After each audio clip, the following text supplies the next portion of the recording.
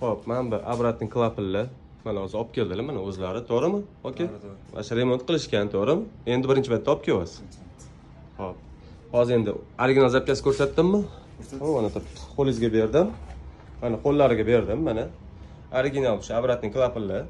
İtalyanskiy bu. Mana bu yerda yozib qo'ygan bo'ladi. Значит, bu original italyanskiy mana.